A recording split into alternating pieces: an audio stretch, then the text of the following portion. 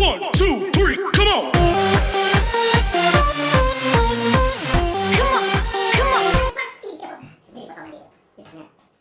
Benar. Oke, bismillahirrahmanirrahim. Assalamualaikum warahmatullahi wabarakatuh. Selamat pagi semuanya.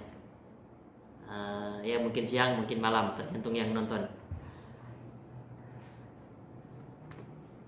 Oke, sebelumnya perkenalkan, nama saya adalah Valentino Rossi. Ya, sesuai tertera jadwal, nama saya adalah Ricky Maulana MPD, Magister Pendidikan. Program studi jelas, bimbingan dan konseling, dan tentu sesuai dengan mata kuliah kita, mata kuliah bimbingan konseling. Ini semester 2 ya, semester 2 program studi pendidikan matematika. Oke. Nah, di kesempatan kali ini saya di awal akan mengingatkan jangan lupa untuk selalu berdoa ketika saudara memulai suatu kegiatan termasuk dalam belajar. Dan tentu kita berharap bersama-sama kita banyak berdoa. Mudah-mudahan khususnya Pontianak, Kalbar, dan tentunya umumnya Indonesia dan seluruh negara yang terdampak virus, mudah-mudahan segera dapat dihentikan, ditemukan vaksinnya, dan kita bisa hidup normal seperti biasa. Ya, jadi kesempatan kali ini sebagai pertemuan perdana, saya anggap sebagai pertemuan perdana perkuliahan kita. Tidak banyak yang ingin saya sampaikan. Ya, biasanya di pertemuan perdana itu bicara tentang kontrak perkuliahan. Jadi penyampaian silabus, penyampaian kontrak perkuliahan, saya kira juga sama. Saya juga menyampaikan hal-hal seputar itu. Ya, mudah-mudahan semuanya teman-teman Anda satu kelas bisa menyaksikan. Ini kelas apa tadi ya? Sore, kelas siang ya, kelas siang. Oke. Pertama adalah saya ingin menyampaikan tentang capaian pembelajaran atau standar kompetensi lah yang akan dicapai. Jadi harapannya selama satu semester ada wawasan atau pengetahuan yang didapat oleh mahasiswa selama mengikuti perkuliahan. Yang pertama adalah mahasiswa diharapkan mampu memahami, mampu menjelaskan kembali tentang konsep dasar bimbingan dan konseling. Jadi meskipun tidak teoritis, ya setidaknya secara umum mahasiswa bisa memahami itu. Ya, di dalamnya materinya berkaitan dengan ada pengertian, kemudian ada latar belakang, ada kedudukan BK di sekolah atau di institusi pendidikan. Penting sekali karena apa?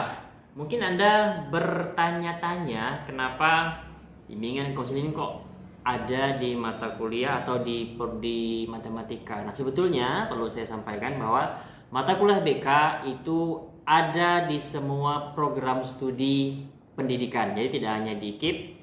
Jadi semua program studi kependidikan ada mata kuliah BK. Mengapa? Nah, jawabannya nanti saya sampaikan di pertemuan berikutnya. Kemudian tentu akan lebih mendalam tentang konsepnya. Anda bisa betul-betul memahami karena saya yakin Anda pasti setidaknya pernah bertemu dengan guru BK. Ini pasti semua sudah SMA kan, pernah SMA, SMK atau mungkin madrasah aliyah yang di sana ada guru BK. Nah, tentu Anda sudah tahu nih, sebagian besar lah pasti ada guru BK. Nah, saya menginginkan nanti di kolom komentar silahkan tuliskan identitas Anda di kolom komentar ya, identitas Anda. Kemudian saya ingin membaca atau mendengarkan secara langsung, kalau kita bisa ketemu langsung, tentang pendapat kalian guru BK yang pernah kalian temui. Misalnya ketika SMA kalian ada guru BK, tolong ceritakan apa sih pendapat kamu tentang guru BK ini. Atau kalau mungkin di SMA nggak ada, adanya ketika SMP, mudah-mudahan masih ingat, tolong tuliskan. Jadi yang pertama tuliskan identitas di kolom komentar. Kemudian yang kedua, tuliskan pendapat kamu tentang guru BK yang pernah kamu temui. Itu tolong diingat. Itu yang pertama.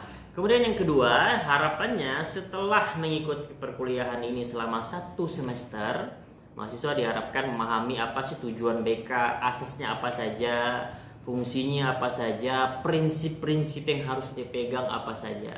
Nah, salah satunya saya kasih rahasia, bocoran. Asas yang paling mendasar dalam BK itu adalah asas kerahasiaan.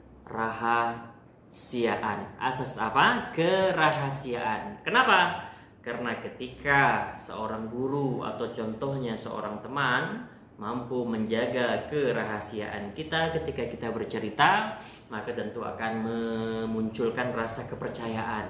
Kita tidak merasa segan untuk cerita. Tapi sebaliknya, kalau guru BK tidak mampu menjaga kerahasiaan, nah, saya rasa guru BK-nya tidak akan mendapatkan kepercayaan siswa.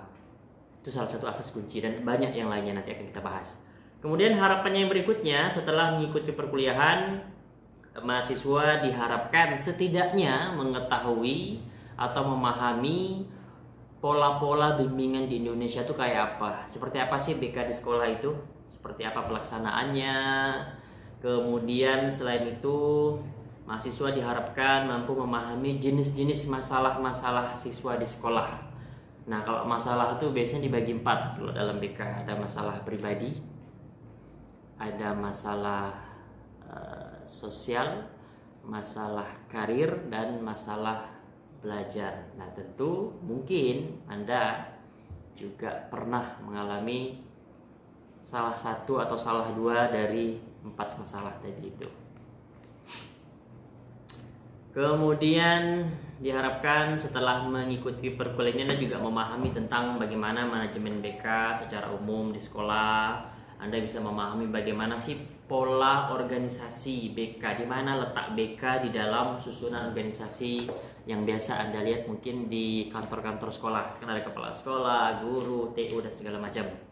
Kemudian yang paling mendasar, yang paling penting adalah Anda sebagai seorang calon guru bisa memahami peranan guru mata pelajaran, khususnya ini matematika, dalam pelaksanaan bimbingan dan konseling di sekolah. Nah, jadi Anda sebagai guru mata pelajaran, harapannya Anda juga tahu seperti apa sih peran saya nanti dalam membantu pelaksanaan BK. Karena apa? Karena BK tidak bisa bekerja sendiri.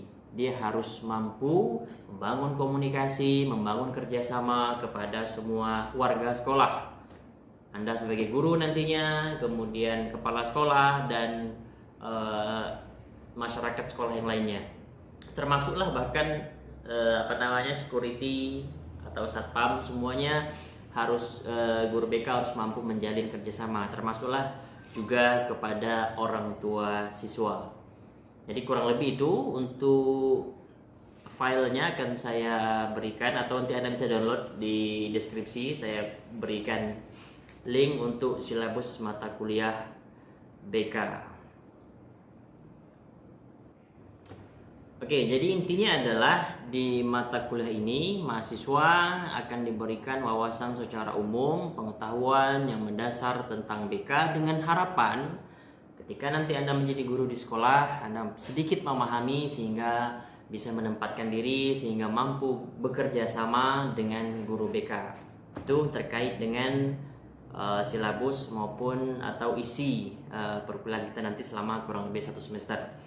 Kemudian perlu saya tegaskan tentang kehadiran. Nah, kehadiran ya barangkali Anda sudah tahu sebetulnya. Nah, kehadiran itu maksimal selama 1 semester adalah 16 kali pertemuan. 16 kali pertemuan. Jadi saya ilustrasikan begini. 16 kali. Kalau Anda tidak masuk 1 kali, maka perhitungannya tidak lagi 100% untuk kehadiran, tapi berkurang menjadi 94. Kemudian Anda tidak masuk lagi 2 kali, maka perhitungannya turun lagi menjadi 88%. Tidak masuk lagi 3 kali, maka menurun lagi menjadi 82%. Tidak masuk 4 kali, maka kehadirannya 75%. Nah, jadi intinya adalah maksimal tidak hadir kuliah atau jatah tidak hadirnya itu adalah 4 kali dalam 1 semester. Jadi tinggal dipilih saja jatahnya mau diambil apa tidak. Tapi catatannya adalah Ketika mahasiswa tidak hadir sampai 4 kali, maka nilainya tidak akan A. Mustahil untuk dapat A, sehebat apapun. Kalau dia sampai tidak masuk 4 kali, tidak mungkin A. Tidak masuk lebih dari 4 kali, otomatis langsung dapat nilai, tidak lulus. Jadi intinya kehadiran memegang peran penting dalam proses perkuliahan. Nah, video ini saya hitung sebagai satu pertemuan. Jadi harapannya semuanya bisa menonton. Dibuktikan dengan tadi, tulis identitasmu di kolom komentar dan berikan pendapatmu tentang guru BK yang pernah kamu temui. Itu salah satu bukti kalau Anda hadir dalam satu pertemuan. Dibuktikan dengan menonton video ini. Itu untuk kehadiran. Berikutnya terkait dengan tugas. Nah, tugasnya saya minta Anda silahkan seperti biasa membuat kelompok-kelompok. Jumlah kelompoknya ada sebentar.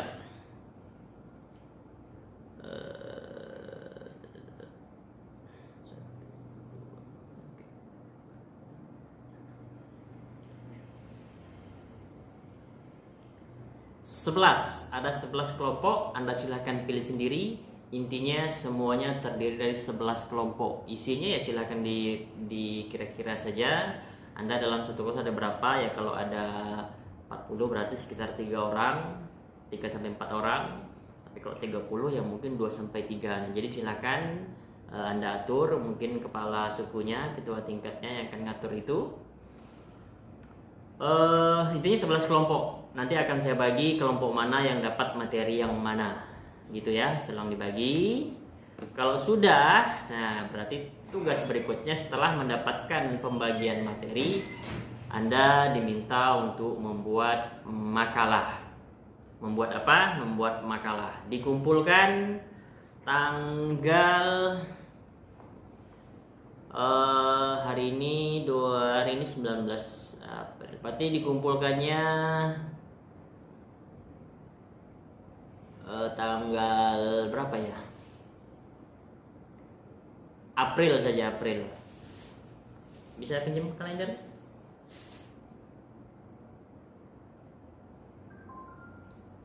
Okay, thank you. April itu tanggal 9 April 2020 itu adalah waktu pengumpulan makalah kelompok. Itu untuk tugas kelompok. Kemudian ada tugas individu. Nah, selain kelompok ada tugas individu. Tugas individunya adalah mahasiswa diminta untuk membuat review berupa PowerPoint materi yang akan kita bahas.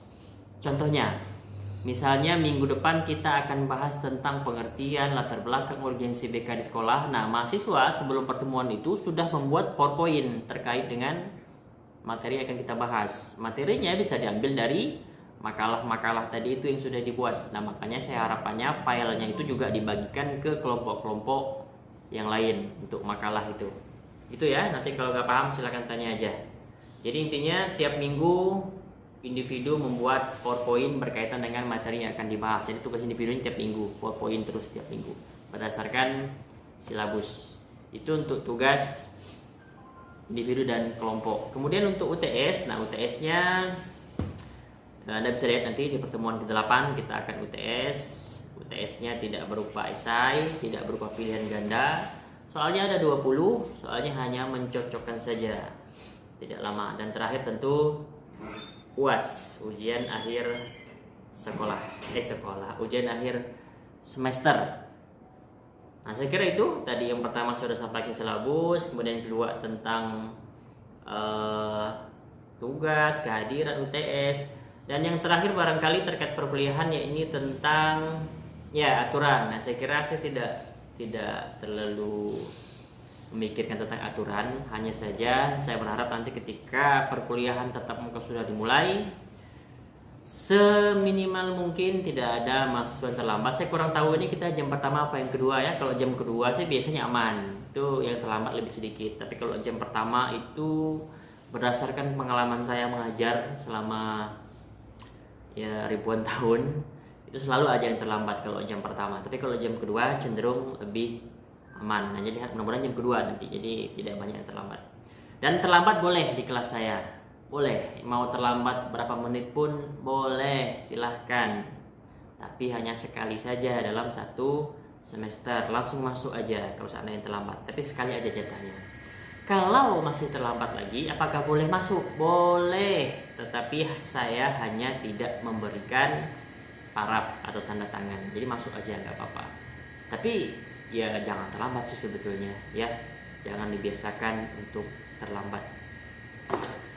Oke, itu kemudian barangkali itu terkait perkuliahan yang saya sampaikan. Intinya saya berpesan untuk selalu ikuti kebijakan-kebijakan yang sedang berjalan, ikuti anjuran-anjuran pemerintah saat ini, kurangi aktivitas di luar rumah. Apalagi kalau libur ya, yang sebaiknya jangan pulang kampung juga sebetulnya, karena liburnya nggak lama, belum tentu di kampung sinyalnya bagus, ya kan? Nah, jadi tetap di Pontianak saja sehingga Anda bisa update informasi-informasi terkait tugas-tugas maupun barangkali hal-hal lain terkait dengan perkuliahan. Kemudian ini semester 2 saya selalu berpesan, Anda perjalanannya masih cukup panjang, perjalanan kuliahnya. Anda baru semester 2, masih 7 semester lagi yang akan Anda lampaui.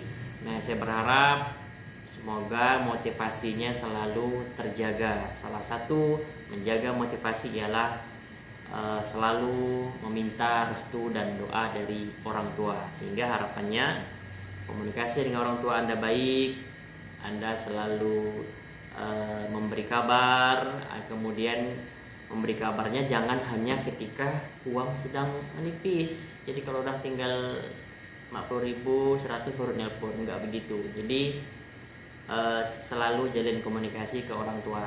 Dan jangan lupa kalau Anda sakit, hanya sakit-sakit ringan, saya berpesan sebaiknya tidak memberitahu orang tua. Kenapa?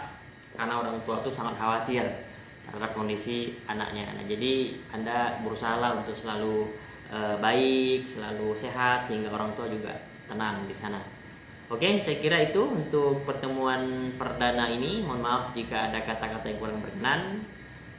Saya tutup. Selamat menikmati hari-hari. Assalamualaikum warahmatullahi wabarakatuh.